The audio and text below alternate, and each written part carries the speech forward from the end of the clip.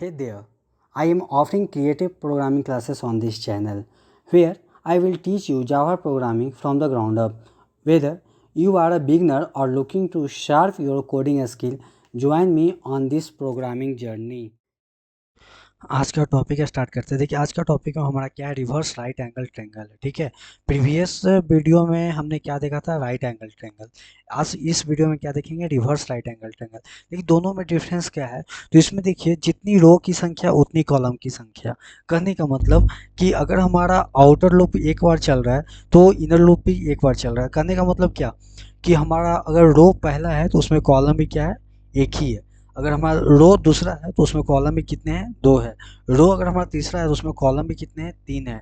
अगर रो हमारा चार है तो कॉलम भी कितने हैं, चार है। उसी तरीके से पांच रो है तो कितने कॉलम है, पांच कॉलम है। ठीक है, लेकिन इस यहाँ पे क्या है, उसका उल्टा है, रिवर्स है, इसीलिए इसका नाम क्या पड़ा, रिवर्स राइट एंगल ट्रायंगल। देखिए इसमें जो है रो अगर पहला है तो आपका कॉलम कितने हैं, फाइव है। अगर रो आपका क्या है, दूसरा है तो आपके कॉलम कितने हैं, फोर है। अगर रो तीसरा है तो कॉलम तीसरा है, यानी कि जस्ट अपोजिट है। ठीक है, तो चलिए हम चलते हैं अपने कोड एडिटर पे और देखते हैं कि इसका रिवर्स राइट एंगल ट्रायंगल का प्रोग्राम कैसे लिखते हैं। देखिए हमने सबसे पहले एक क्या किया, एक क्लास लिया। क्लास का नाम क्या रखा है, रिवर्स राइट एंगल ट्रायंगल। ठीक है, और फिर हमने क्या किया, मेन मेथड स्टार्ट किया, फिर स्कैनर क्लास का एक ऑब्जेक्ट बनाया।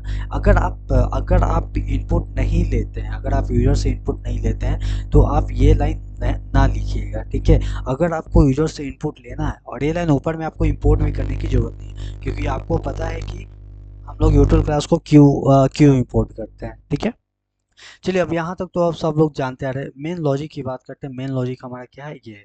इसमें दो लूप यूज होता है, एक आउटर लूप और एक इनर लूप। चलिए तो सबसे पहले क्या करते हैं, रो। सबसे पहले रो, मान लो कि रोज में हम अभी क्या लेते हैं, स्मॉल लेते हैं ड्राइविंग करने के लिए। रोज नाम का क्या है, एक इंटीजर टाइप का वेरिएबल है जिसमें यूजर इनपुट लिया थ्री। यूजर कितना इनपुट लिया, थ्री। चलिए अब यहाँ आइए, यहाँ देखिए आउटर लूप में सबसे पहले क्या किया गया, एक आई नाम का वेरिएबल लिया गया है।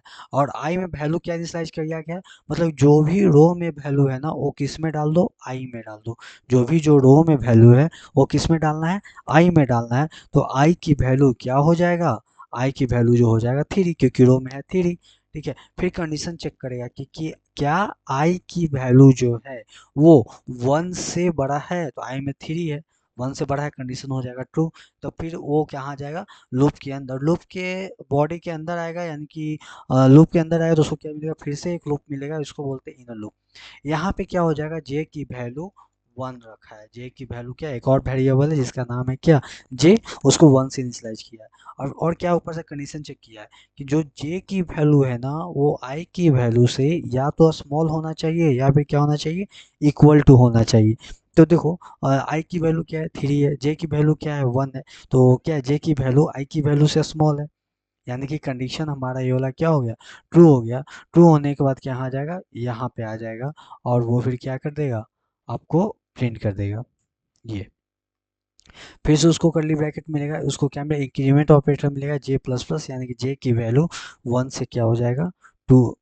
वन से जे की वैल्यू वन से क्या हो जाएगा, टू हो जाएगा। ठीक है, फिर से वो कंडीशन चेक करेगा कि क्या जे की वैल्यू आई की वैल्यू से छोटा है। तो देखिए आई में टू है, जे सॉरी आई में क्या है, थ्री है, और जे में क्या है, टू है ना। तो अभी भी कंडीशन हमारा ट्रू है, कंडीशन ट्रू होगा, फिर से लूप के अंदर आएगा, क्या प्रिंट कर देगा, स्टार को फिर से प्रिंट कर देगा।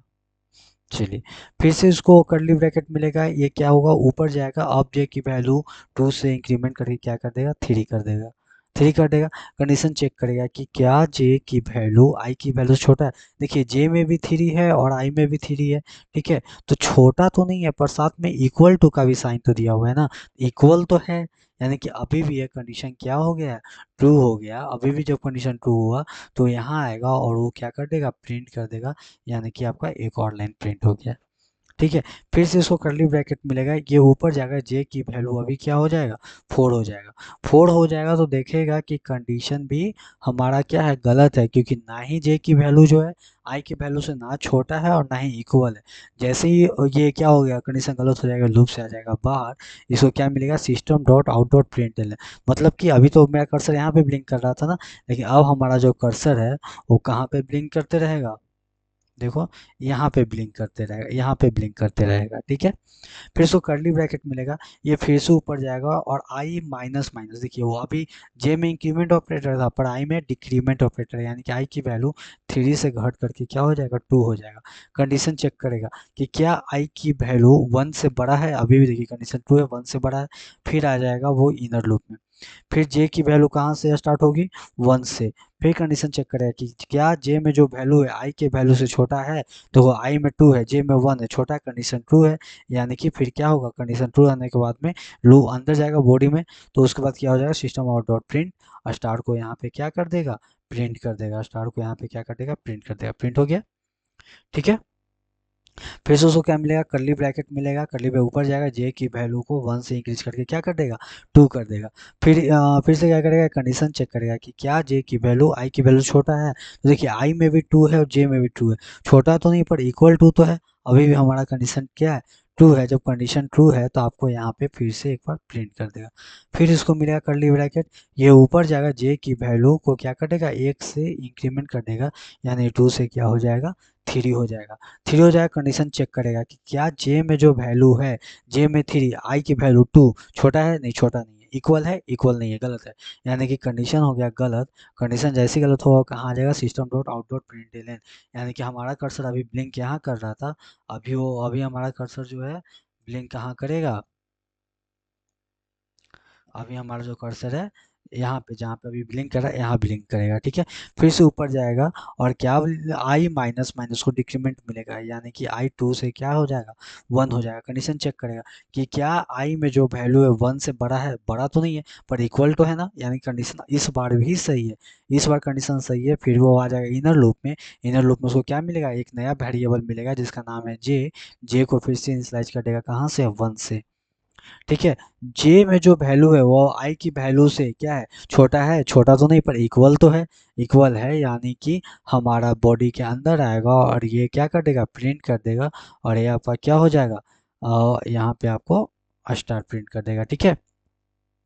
फिर से इसको मिलेगा, जे की वैल्यू आई से बढ़ करके क्या हो जाएगा, 2 हो जाएगा, कंडीशन हो जाएगा फॉल्स, कंडीशन फॉल्स हो जाएगा, इसको मिलेगा सिस्टम आउट डॉट प्रिंटलन, मतलब अभी मेरा कर्सर कहाँ ब्लिंक होते रहेगा, तो यहाँ पे ब्लिंक होते रहेगा, ठीक है।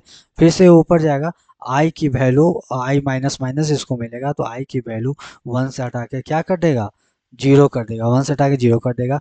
कंडीशन चेक करेगा कि क्या आई में जो वैल्यू है वो 1 से बड़ा है, नहीं तो 1 से तो बड़ा नहीं है, 1 के बराबर है तो बराबर भी नहीं है, तो ये क्या हो जाएगा, कंडीशन गलत हो जाएगा, तो बाहर आ जाएगा।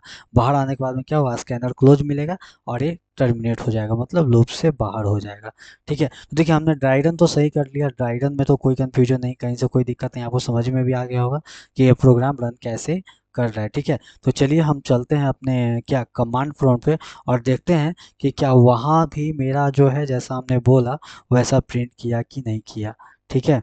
तो चलिए हम आते हैं इस कमांड प्रॉम्प्ट पे, मेरा डी प्रोग्राम में, जावा प्रोग्राम में ये चीज़ सेव हो रहा है, जो भी हम प्रोग्राम बना रहे हैं, जावा सी डॉट जावा, ठीक है। और उसके बाद क्या आ रहा है, जावा राइट एंगल, देखिए इंटर मांग लिया, हम अभी 3 दिए थे, देखिए ये आ गया। और सपोज डेट की फिर से हमको करना है, तो क्या कर देंगे, मान लो कि 10, तो देखो 10 तक आ गया, है ना। अगर मान लो कि हमको फिर से रन करना है तो 5 तक करना है, तो 5 तो देखिए सारा प्रोग्राम सही है ना, 1 2 3 4 5, 1 2 3 4, 1 2 3 1 2 1, ठीक है। उम्मीद है कि आपको ये प्रोग्राम काफ़ी अच्छे से समझ में आया होगा। नेक्स्ट वीडियो में right angle inverted right angle triangle लेके आएंगे। आज की वीडियो में इतना ही, फिर मिलेंगे नेक्स्ट वीडियो में, thank you. If you have any question or topic you would like me to cover in future video, leave a comments below. And if you enjoyed this tutorial, remember to like and subscribe for more. Happy coding and see you again.